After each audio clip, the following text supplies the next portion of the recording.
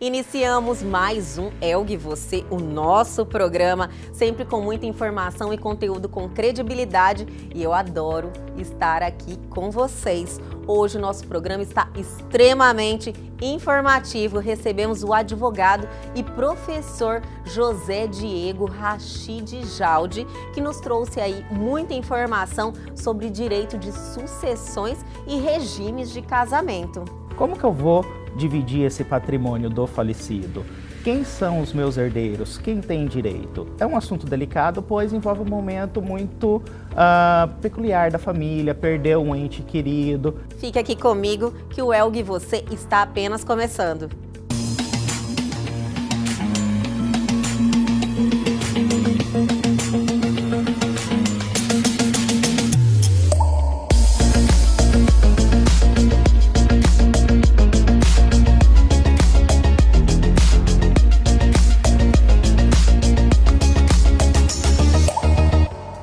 Hoje é quinta-feira e vocês já sabem que trazemos o nosso quadro que eu amo, que eu adoro, porque podemos falar de pessoas que fizeram acontecer, que deixaram a sua marca, o seu registro aqui na nossa cidade, no nosso estado do Mato Grosso. Chegou a hora do nosso quadro Personalidades daqui.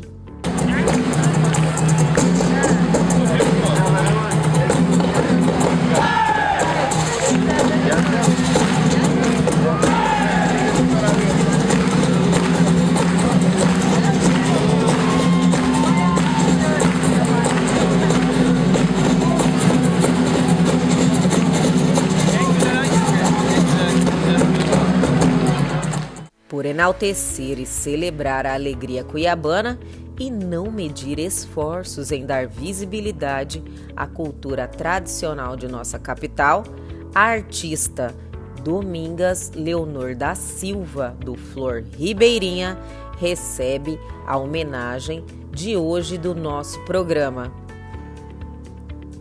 A cultura regional é perpetuada na comunidade do bairro São Gonçalo Beira Rio, local que é berço de nossas manifestações culturais como Siriri ao Cururu, artesanatos e gastronomia, além da confecção da viola de coxo e outras atividades que representam a cuiabania. E nessa comunidade de grande representação, temos a origem e permanência do grupo Flor Ribeirinha, em que a nossa homenagem é a presidente e fundadora. A mesma relata que durante toda a sua trajetória já enfrentou muitas dificuldades para alcançar o patamar atual de premiações e viagens internacionais. Para tanto, a Associação Cultural Flor Ribeirinha vem com o objetivo de trabalhar na manutenção e a difusão da cultura popular, com o Siriri, Cururu e outras formas de expressão da cultura regional de Mato Grosso. E aí, gostaram do nosso homenageado de hoje? Eu realmente adoro esse quadro Personalidades daqui, que nos conectam com essas pessoas que fizeram acontecer, que deixaram o seu legado. Mas segue o baile, o Elgue Você agora vai deixar você informadíssimo sobre tudo que está acontecendo no nosso Brasil e no mundo. É a hora do nosso radar, do nosso quadro de notícias. YouTube espera que mais vídeos tenham restrição de idade com o uso de algoritmo de moderação. O YouTube anunciou na última terça-feira que utilizará sistemas automatizados para identificar vídeos que deveriam ter restrições de idade. Esses vídeos não podem ser assistidos por usuários que não estão logados na plataforma ou tenham menos de 18 anos. Facebook disponibiliza ferramentas de transparência para anúncios políticos no Brasil.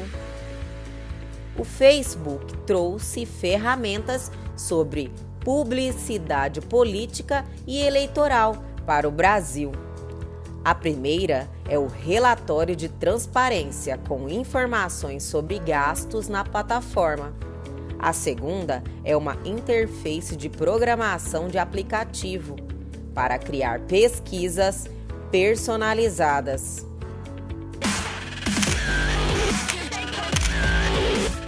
Novela do TikTok nos Estados Unidos continua. Entenda os capítulos mais recentes e o que deve vir por aí. A novela sobre a permanência do TikTok nos Estados Unidos ganhou novos e importantes capítulos nos últimos dias.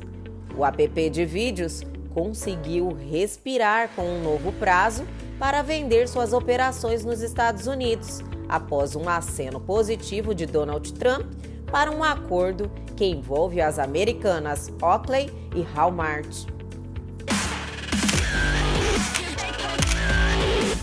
Covid-19. Johnson & Johnson inicia terceira fase de testes da vacina.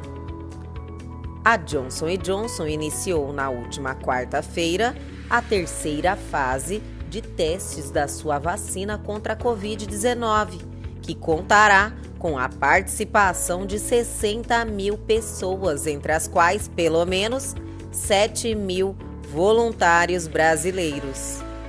Essa é a maior testagem realizada até o momento em todo o mundo e os resultados devem ser conhecidos já no início de 2021.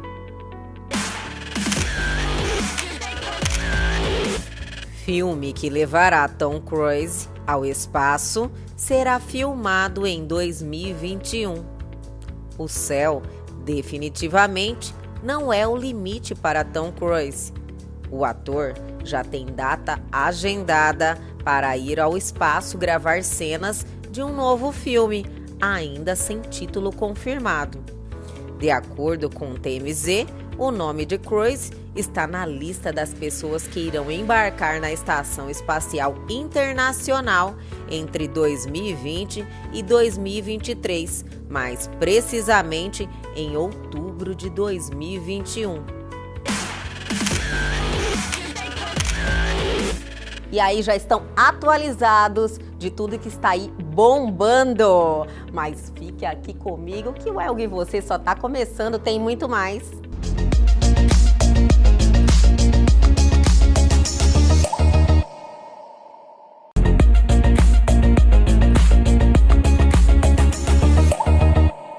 Voltamos! E agora o Elg e Você vai abordar um assunto muito importante que eu tenho certeza que muita gente tem dúvidas, e para isso estamos recebendo o advogado José Diego Rachid Jaldi, que eu quero agradecer muito pelo senhor ter aceitado o convite e estar aqui hoje dividindo seus conhecimentos. O prazer é meu, muito obrigado por estar aqui participando e poder estar compartilhando informações de importância para todo mundo.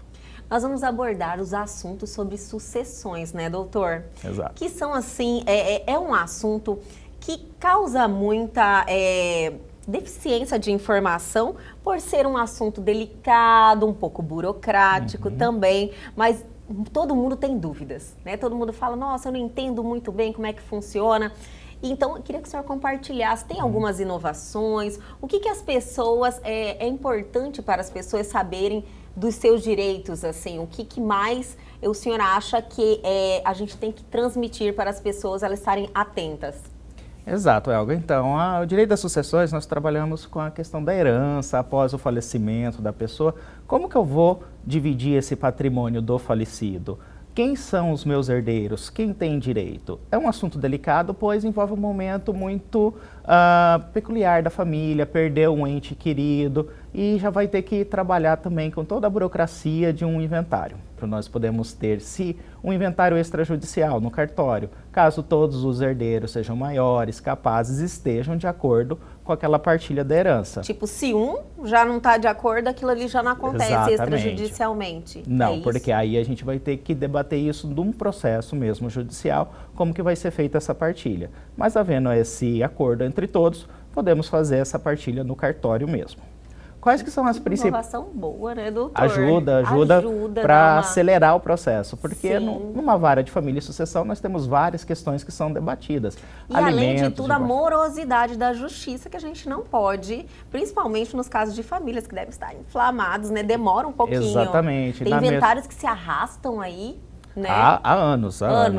E aqui em Cuiabá nós temos as varas que são de família e sucessão. Então nós temos casos de alimentos, de guardas de filho, que são casos urgentes, então que o magistrado ele vai ter que se dedicar em primeiro lugar para esse. Com certeza. Né? Então acaba dando uma morosidade ainda no sistema. Nas questões de herança, principalmente o que as famílias têm muitas dúvidas. Eu sou herdeiro? Quanto que me cabe nesta herança? Será que houve um testamento? Será que foi feito? Esse testamento está válido? Ele não deixou muita coisa nesse testamento, não ultrapassou a parte que poderia ter sido feita nesse testamento. Então, são todas questões delicadas e que têm que ser explicadas para as pessoas nesse momento. O senhor falando, doutor, surgiu muitas dúvidas, né? As pessoas, assim, que têm posses, né, e têm os filhos, existe N questões, assim, de não saber dessa possibilidade que no caso, a pessoa pode dispor do patrimônio, né, no caso, em testamento. Exato. Quem pode ficar de fora, né? Quais são esses casos que vão deixar, por exemplo, um herdeiro necessário, que é o que falo, necessário são os filhos, né? Isso, os necessários são os descendentes, que entra filhos, netos, ascendentes, que seriam os pais, avós, e o cônjuge, né, que quando você é casado. Porque eu acho que todo mundo vai compartilhar dessa informação comigo. Quem nunca ouviu, fala, vou te desertar. Isso é uma palavra interessante. A pessoa, deserdação, ela existe. Deserdar, isso. Ela existe, só que ela só existe através de testamento, porque aí nós temos uma outra situação que é a indignidade, que você não precisa de um testamento, e a deserdação que somente por testamento, com uma causa expressa, e não é qualquer coisa que você queira, somente são os casos expressos em lei. Então... O senhor pode compartilhar pra gente esses casos que eu tenho uma curiosidade, né? Porque os pais viram e mexem, eu ouço isso aí, eu vou te deserdar, todo mundo, ai meu Deus, né?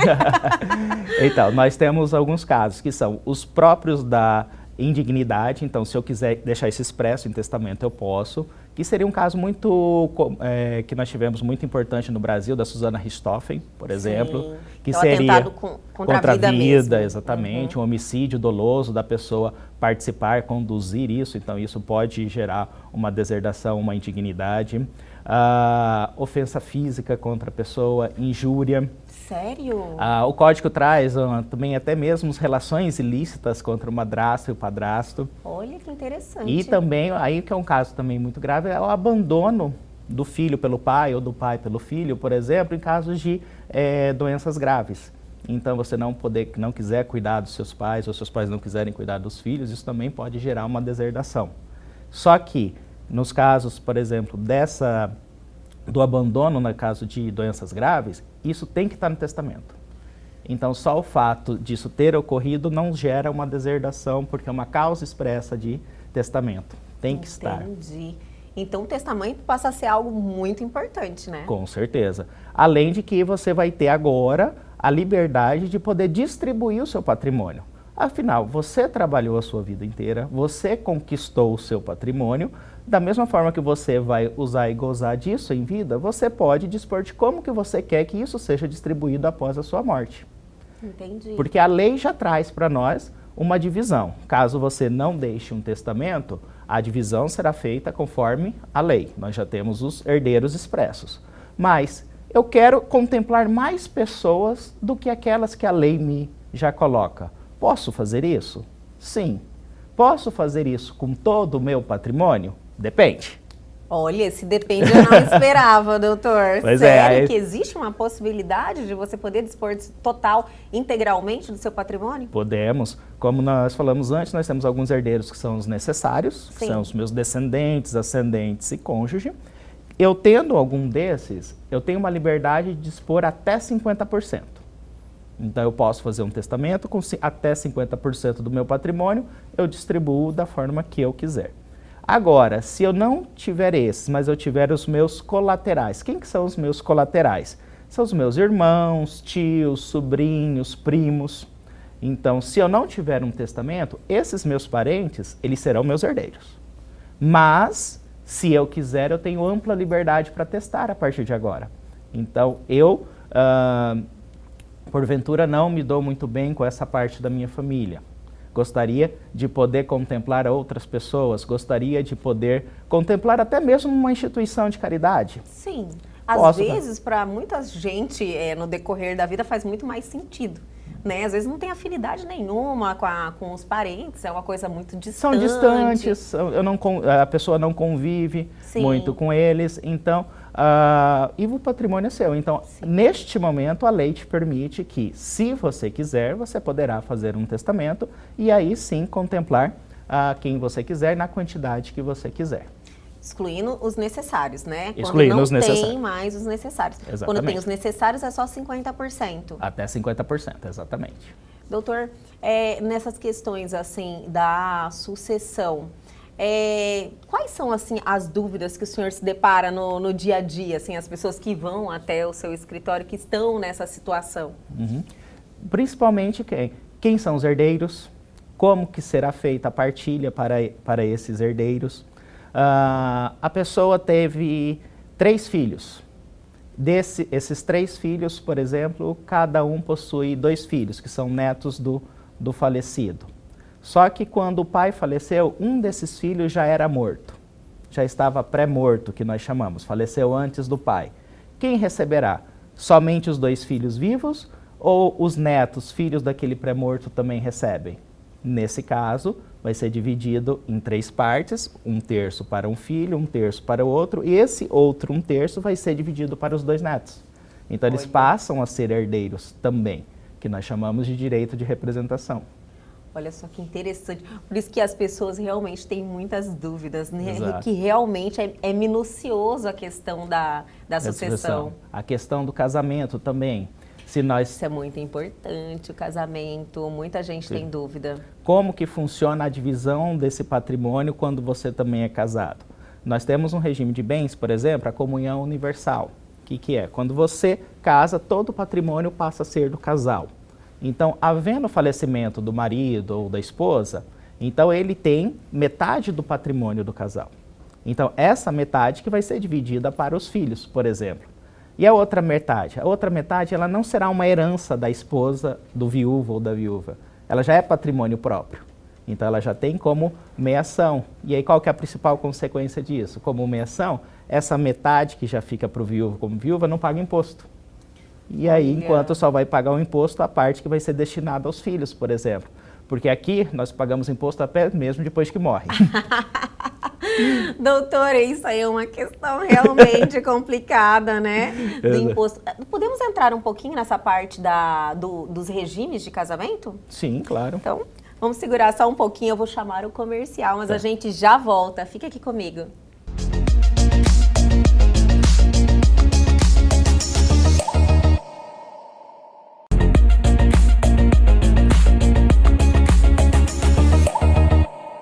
Voltamos, estamos recebendo aqui o advogado José Diego Rachid Jaldi, que está aí nos trazendo muitas informações, né? Eu tenho certeza que as pessoas estão lá só caneta e papel na mão, né? Anotando, porque faz sentido para todo mundo e é algo que a gente tem que se atentar também, que o senhor estava me falando aqui no intervalo, que você realmente tem que se preocupar com testamento, com essas questões, quando você está em vida, você está na sua plena faculdade mental, e nós vamos falar sobre isso daqui a pouquinho, mas eu encerrei o bloco anterior para a gente dar uma pinceladinha em relação aos regimes de casamento, né, doutor?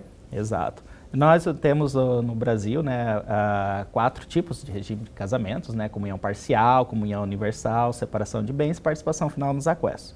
Mas os mais comuns que trabalhamos mais é mesmo a comunhão parcial, a separação de bens e a comunhão universal, que era bem comum na época dos nossos pais, dos nossos avós. Todo mundo praticamente casava em comunhão total. Era, né, o nosso regime legal antigamente, aí depois tornou-se a comunhão parcial. Então, que é o mais usado hoje, doutora, a comunhão parcial? É o mais comum, porque se você quiser escolher um regime que não seja a comunhão parcial, você ainda vai ter que fazer um outro documento chamado pacto antinupcial, antes da sua celebração do casamento, escolhendo Entendi. especificamente a comunhão universal, ou a separação de bens, ou a participação final nos aquestos. Então, o procedimento é comunhão parcial.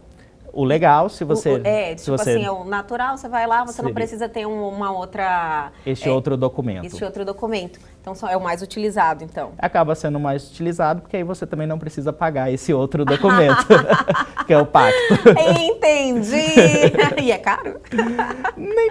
Para a maioria da população acaba se tornando E oneroso. esse pacto, ele tem que ser produzido por um advogado? Pelo cartório. Pelo cartório? Tem que ser por escritura então, pública. A gente paga pro para cartório. o cartório. Exatamente. Entendi. E lá dispõe, assim, os termos da Isso, sua união. Principalmente quanto ao regime de bens que você está escolhendo.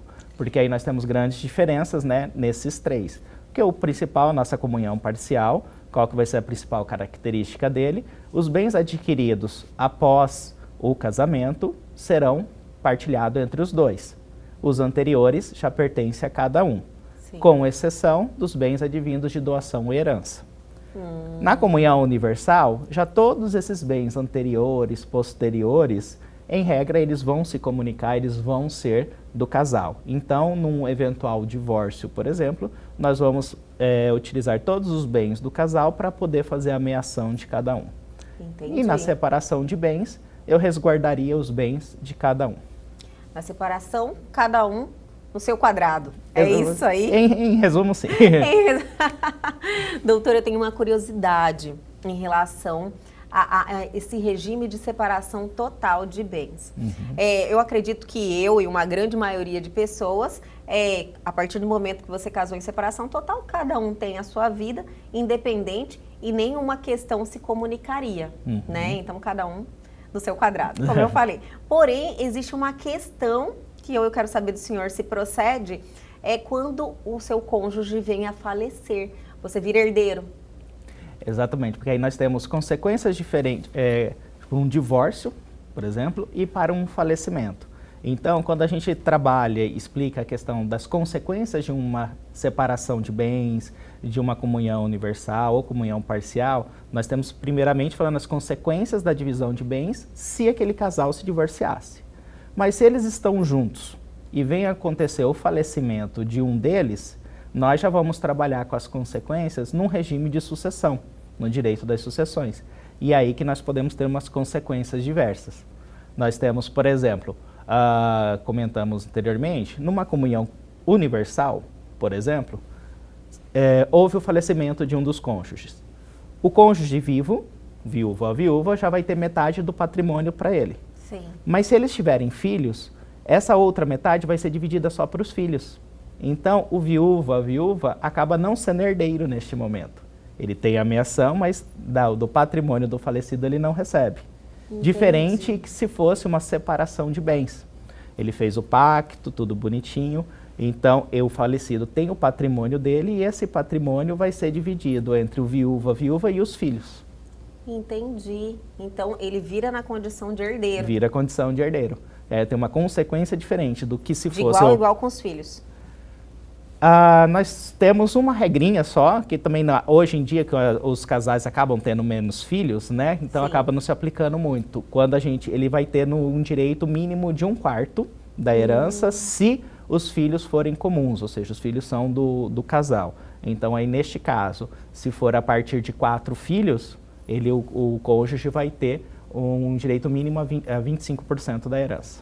Entendi. Mas acaba sendo também uma regra meio mais difícil de se aplicar, que hoje os casais, né, acaba tendo no máximo 2 filhos. E isso mesmo estabelecendo no pacto, por lei, você necessariamente viraria herdeiro. Exato, mesmo que no pacto está dispondo, porque em o caso pacto, de falecimento, porque o pacto eu vou dispor para o meu regime de bens em vida.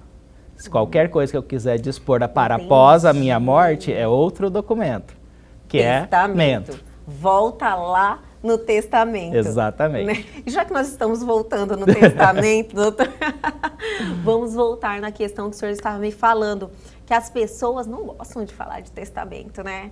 Fala, eu estou pensando em morrer, né? Exatamente. É um assunto delicado, né? Porque eu vou ter que pensar do que vai acontecer com o meu patrimônio após o meu falecimento. É uma situação delicada. A gente entende, as pessoas acabam Algumas relatam até que é como se eu estivesse meio que atraindo a morte. Mas não quer nem pensamento, né? Mas na verdade é para você até mesmo se sentir tranquilo. Se você gosta da divisão patrimonial que a lei já coloca, ótimo, você não vai precisar se preocupar. Mas eu quero beneficiar alguém que não está na divisão legal. Ou então eu quero também utilizar que esse meu patrimônio seja utilizado para ajudar uma instituição de caridade, que seja feita uma fundação em meu nome, por exemplo. Então, para que eu tenha garantia de que isso realmente será efetivado, eu preciso colocar um testamento. Porque uma coisa é eu pedir isso para os meus herdeiros, olha, quando eu falecer eu quero que vocês façam isso. Mas se não tiver no testamento, você não tem garantia que isso realmente será efetivado. Vai acontecer, né? Se estiver no documento, obrigatoriamente terá que ser feito. Então, cumpra a sua vontade, né? Exatamente. E os herdeiros, às vezes, também nem concordam com aquilo. Então, é uma segurança sua, que trabalhou uma vida inteira. Para que a sua vontade seja cumprida. Nossa, isso aí é muito importante. As pessoas têm que perder esse bloqueio, né? E entender um pouquinho mais do testamento. E para você produzir um testamento, tem alguma burocracia? Sim, nós temos alguns requisitos, eles têm que ser seguidos à risca, justamente para que ele tenha validade. Porque esse documento ele só vai produzir uma eficácia após sua morte. Em vida, aquele documento ele pode ser mudado, pode ser revogado a qualquer momento por você.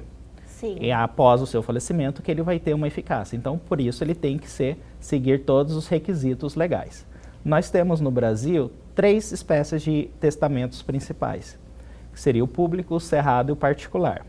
O mais seguro, qual que é? É o público, porque ele é feito pelo cartório.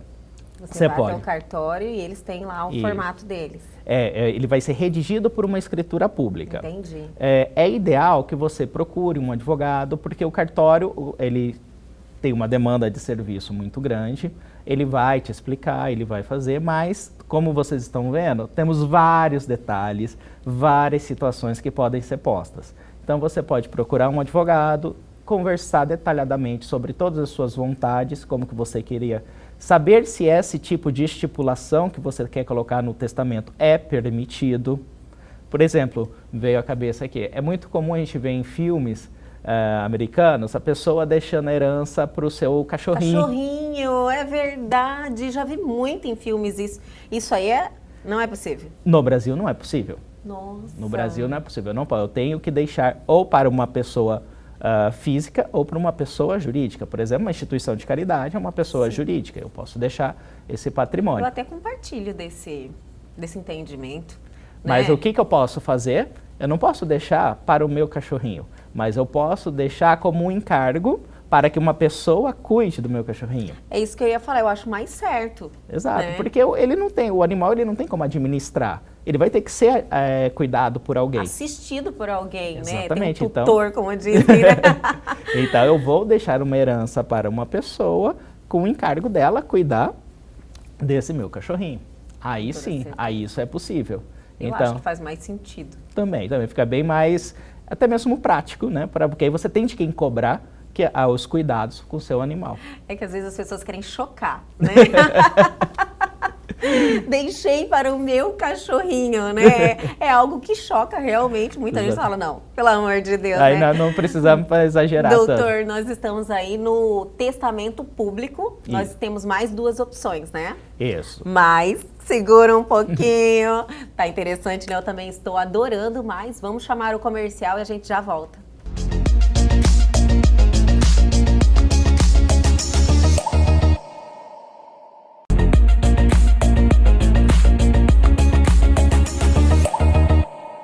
Estamos de volta, está interessante demais. Estamos recebendo aqui o advogado e professor também, né? José Diego Rachid Jaldi, que está aqui nos dando uma aula sobre direito de sucessões, heranças, regime de casamento, né? Nós paramos aí no final do bloco anterior falando sobre tipos de testamentos e agora é o testamento cerrado?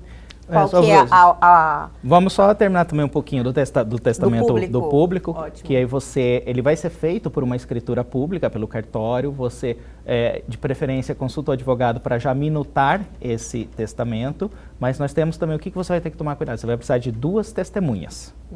essas testemunhas vão ter que estar presentes na hora da leitura do seu testamento no cartório e elas não podem ser beneficiadas no testamento. Isso é uma regrinha também que o nosso Código Civil coloca. E quando você for fazer um testamento que não seja o público, que aí você já não vai ter essa garantia que está sendo feita por escritura pública, a lei nos coloca outras duas espécies, o cerrado e o particular. Sim. Qual que seria então uma principal, se eu não tenho tanta essa garantia da escritura pública, qual que vai ser a minha maior garantia num cerrado? O segredo do documento. Nossa. Já viram aqueles filmes que nós temos uma abrir carta que está totalmente lacrada? Sim. Isso é o nosso testamento cerrado. É tudo aquela simbologia mesmo, é essa verdade mesmo? Ele vai ser um documento, o cartório está dispensado? Não, só que no cartório você vai ter que levar esse documento para o cartório proceder ao lacre. O código nosso ainda fala até em coser, fala daquela época de você costurar com uma linha, mas... Que é uma coisa bem antiga, né? Mas havendo um lacre posto pelo cartório, o cartório vai apenas registrar que você compareceu e pediu a aprovação daquele testamento. Mas o conteúdo não fica com o cartório, o conteúdo fica contigo. Ele só atesta que você realmente tinha aquela intenção de produzir, de fazer um testamento cerrado. Exato. Só que o documento fica com você. Aí qual que é o perigo? Você precisa que esse documento exista após o seu falecimento. E alguém tem que estar avisado disso, Alguém vai ter que estar avisado. O seu advogado, alguém próximo. Isso, geralmente pode deixar para audiência para poder fazer a apresentação disso em juízo, pois somente o juiz vai poder abrir esse documento. Só o juiz pode abrir? Somente o juiz. Então você tem vários requisitos. Olha, você tem que fazer esse documento, elaborar, você tem que levar para o cartório, aprovar. O cartório vai devolver esse documento lacrado para você. Você tem que... O cartório aprova até o teor? Não, aí não. O cartório só aprova, o cartório aprova que você compareceu e pediu para registrar que existe esse documento. Mas quanto ao conteúdo, ele é seu. Então, mas às vezes nesse tipo de testamento pode ter algum conteúdo que vai de encontro à lei.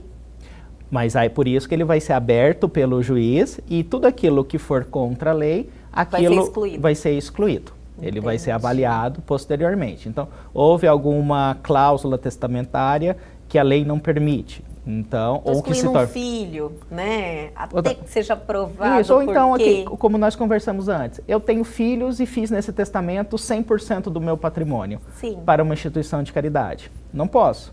Mas aí a lei já me coloca uma solução. Eu vou fazer uma redução desse testamento, nesse caso. Então, eu vou adequar. E o juiz já pode aplicar aquilo lá, naquele momento? Aí isso vai ser solicitado pelos advogados, né, da parte. Aí os advogados vão expor isso para que isso seja sentenciado posteriormente e poder dar continuidade nesse testamento. E acontece, doutor?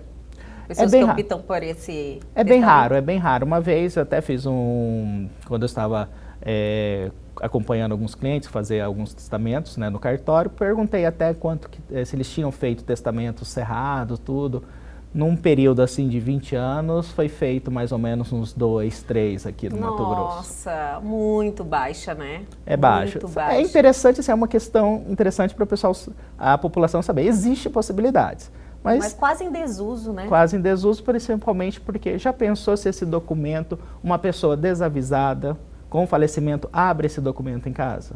Já perde a validade. Perde a validade, ele tem que ser aberto pelo juiz. E às vezes fez isso até mesmo por desconhecimento. O senhor acha que com os anos, passar dos anos, de repente alguma reforma do código aí pode até não ser mais utilizado, né? Nós temos até alguns projetos de lei, mas também ainda não está andando muito, para questões da informática, para a gente poder gravar, por exemplo. Olha só, uma solução muito mais atual, muito mais eficaz. Fazermos um vídeo da pessoa, né? Com isso, expondo as suas razões. Porque hoje o que acontece, eu preciso seguir as formalidades da lei. Sim. A lei me coloca as formalidades. E todas as formas que a lei me coloca, elas são escritas. Elas têm que ser escritas, ou pelo cartório, ou em casa. Eu tenho um testamento particular que pode ser feito em casa, com 3 testemunhas. Só que, se eu não seguir todas essas formalidades, ele não vai ser considerado um testamento. Entendi. Então, para que eu aceite, neste caso, inovações tecnológicas, isso tem que ser aprovado no Congresso. E o senhor acha que isso aí algo assim que nos próximos anos possa se tornar uma realidade? Porque a tecnologia está avançando, tanto. De uma forma tão acelerada, a pandemia ainda acelerou muitas questões, né? Sim, principalmente em casos de que você está numa necessidade iminente. Nós temos um caso que a lei nos permite, chama-se testamento de emergência. Que seria que eu estou numa iminência de morte, não tenho tempo para chamar cartório, não tenho tempo para chamar testemunha, não tenho nada, e eu faço um documento, redijo um documento, expondo qual que é essa minha necessidade. Por que que eu não consegui chamar um cartório, por que que eu não consegui uma testemunha, e isso poderá, a critério do juiz, ser considerado como um testamento, mesmo sem testemunhas. É um caso excepcionalíssimo. Nós tivemos em São Paulo uma situação dessa, a pessoa ela teve que ser internada para uma cirurgia de emergência. Então, ela não estava esperando aquilo. É aquilo que nós conversamos, né? Você nunca se preocupa com o testamento, até chegar o momento. Você não quer se preocupar, né? Exato, até chegar o momento. E essa pessoa, ela acabou tendo que passar por uma cirurgia de emergência, ficou internada uma noite para fazer a cirurgia no outro dia. E enquanto ela estava nessa noite internada, ela teve um sentimento que ela poderia algo acontecer nessa cirurgia. Ela redigiu um documento de próprio punho, expondo isso, aconteceu isso, tenho medo de que durante a cirurgia eu venha a falecer, então gostaria, e expôs os seus desejos nesse documento. Para que a história tenha sentido, então, infelizmente a pessoa veio a falecer nessa cirurgia, o documento foi apresentado em juízo, e o juiz entendeu com a documentação médica, tudo, que ele estava bem, algo de emergencial aconteceu, ele teve que fazer aquelas... Não estava esperando, Não estava esperando, não tinha como chamar um cartório, não tinha como fazer todas as formalidades de um testamento. Então, nessa situação excepcional da lei, o juiz reconheceu como válido aquele documento. Você vê, doutor, o senhor falou Se nós tivéssemos a inovação tecnológica aprovada, ele poderia ter feito um vídeo no celular, por exemplo. Que parece algo assim até mais eficaz, né? Mais eficaz. Que você está ali falando, né? E você consegue sentir a pessoa. Alguns casos também de pessoas que internaram de última hora de Covid também, né? Poderia ser útil se tivesse. Muita gente internou e não imaginou que não ia voltar mais, né? Também Aconteceu muita gente, inclusive relatos que eu já ouvi falar de pessoas que deixaram, inclusive, o número da conta para a esposa, vídeos passando algumas informações para que ela possa administrar. Porque veio a falecer assim, do nada, né? Doutor, o senhor estava me falando no intervalo sobre ainda tem mais um tipo, né? Ainda tem mais, o senhor me falou do cerrado, sim, tem mais ou um tipo. Eu já estou atropelando, já ia mudar de assunto. Mas também não é muito comum, o que seria o particular, que eu posso fazer na minha casa mesmo, eu mesmo redigir esse documento, e aí a lei me pede 3 testemunhas, nesse caso. Eu posso fazer em casa? Tem um que eu posso... Exato, só eu mesmo, né, redigindo, chamando as 3 testemunhas, fazendo a leitura deste documento para elas, demonstrando que aquela é a minha vontade. E isso, só que aí qual que é a principal diferença? Isso tem que passar por um processo de aprovação pelo magistrado. Essas testemunhas serão chamadas, ele vai inquirir essas testemunhas para poder verificar mesmo a veracidade desse documento. Por isso que eu sempre indico. Fica assim um pouco, né? Por isso que eu sempre indico. Havendo a vontade, dê preferência ao público, que isso já é feito por uma escritura pública, pelo tabelião, o cartório ele tem fé pública, então é muito mais difícil de que que alguém conteste aquilo. Sim. Porque ele vai ter que contestar, além do documento, ele vai ter que contestar a fé pública do cartório. Com certeza. Diferente dos outros, que eles acabam se tornando um pouco mais frágeis, com mais possibilidade de contestação pelos herdeiros. Todos os outros, tanto o cerrado, que eu acho assim, uma coisa bem arcaica, né? Quanto o particular, particular que fala, você vê um tamanho, uma fragilidade, né? Fácil, um entendimento contrário. Se você foi lá como testemunha, aí o juiz meio que desconfiou, né? Que realmente não foi bem daquele jeito. Mas acaba sendo um cuidado, né? Uma responsabilidade diante de uma situação que é realmente muito importante, pode prejudicar muita gente. Exato. Agora sim, o senhor estava me falando de uma inovação na questão da união estável, né, doutor? Exato. O que acontece? Na direito das sucessões, nós tínhamos uma diferenciação do como que seria a partilha da herança para alguém que vive em união estável. Então, eu convivia em união estável, um companheiro, uma companheira, e um deles veio a falecer. Ele tinha uma regra própria de divisão do patrimônio pelo 1790. E, diferente da pessoa que fosse casada, se fosse um cônjuge que veio a falecer, a minha divisão seria pelo 1829. E tem diferenças de divisão patrimonial muito grandes. Recentemente, o STF reconheceu que como a principal diferença de um casamento por união estável vai ser a sua questão probatória, de que no casamento eu já tenho uma prova pré-constituída, que é uma certidão de casamento, e na união estável alguém pode vir a contestar aquela situação. Se era uma união pública, contínua, duradoura, com o objetivo de constituir família. Então, eu posso ter que vir a provar isso judicialmente, que eu realmente vivia em união estável. Mas a convivência era toda com o objetivo de constituir família. Sim. Então, o nosso STF, em decisões recentes, decidiu que eu devo sempre aplicar, tanto para um quanto para outro, a mesma regra do casamento. Olha que maravilha. Que nós tínhamos muita discussão quanto a isso, nós tínhamos muitos estudos, até mesmo sempre pedindo a inconstitucionalidade desse 1790, porque fazia diferenciação entre uma união estável e um casamento, que hoje em dia isso não se aplica mais para a questão da divisão patrimonial. É um conflito, né, na questão de... Hoje em dia já está, assim, consolidada a união estável, né? Sim, há muito tempo. Muitas pessoas já vivem em união estável, se sentindo confortável, nem busca oficializar a união, não sente essa necessidade. Porque tem um amparo já, né, doutor? Já é uma questão... Temos todo o amparo legal. Tanto é que como que você vai dividir um patrimônio numa dissolução de união estável, a regra geral é a mesma como a regra geral do nosso casamento para a comunhão parcial de bens. Então, eu vou aplicar a mesma situação da comunhão parcial de bens. Então, hoje em dia, o que a gente tem mesmo de diferença é se eu tenho uma prova pré-constituída ou não. Até pode produzir também, né? Você pode oficializar essa união estável. Fazer uma declaração em cartório, reconhecendo que eu convivo em união estável.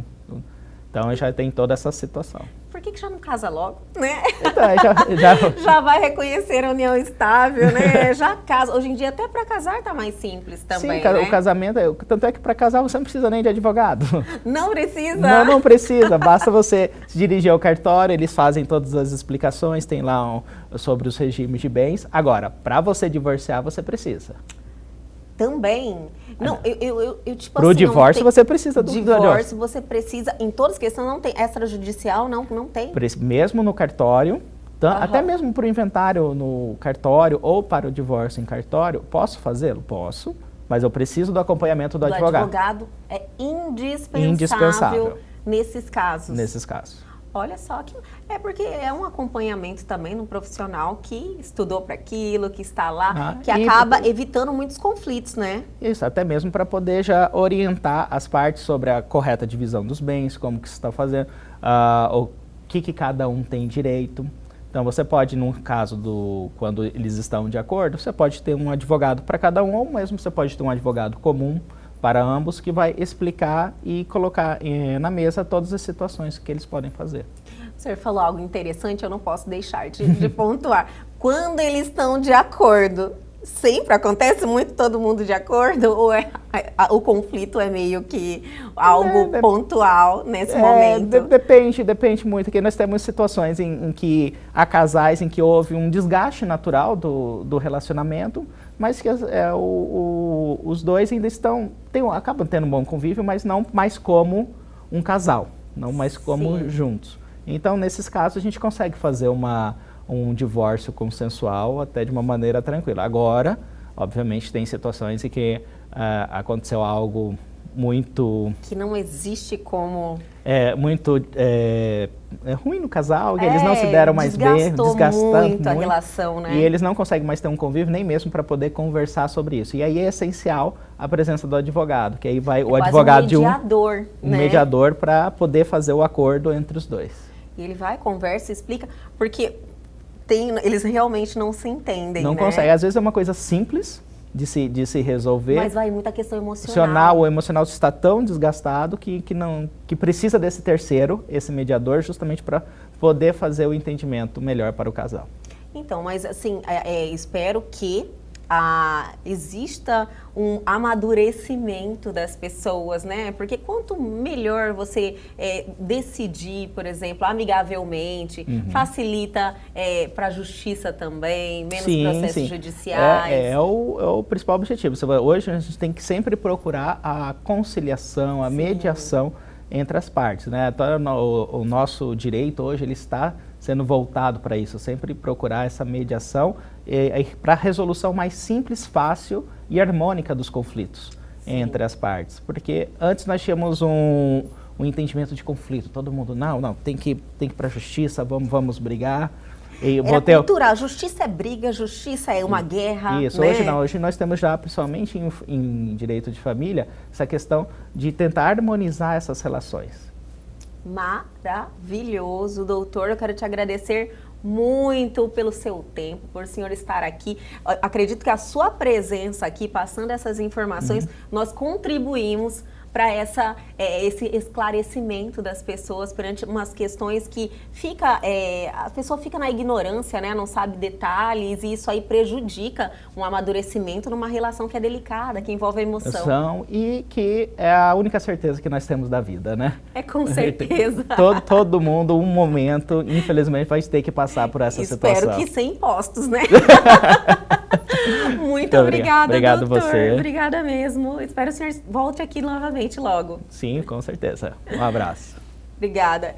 E o Elgue Você de hoje fica por aqui, mas amanhã nós estamos de volta no mesmo horário, às 21h30. Mas se você perdeu algo, quer entrar em contato com a gente, quer mandar alguma pergunta, os nossos canais de comunicação estão aí na sua tela e tem também o nosso canal no YouTube. Vocês podem rever essa entrevista e muitas outras que está lá à sua disposição. Entre e se inscreva. Aguardo vocês amanhã aqui na TV Pantanal, canal 22.1.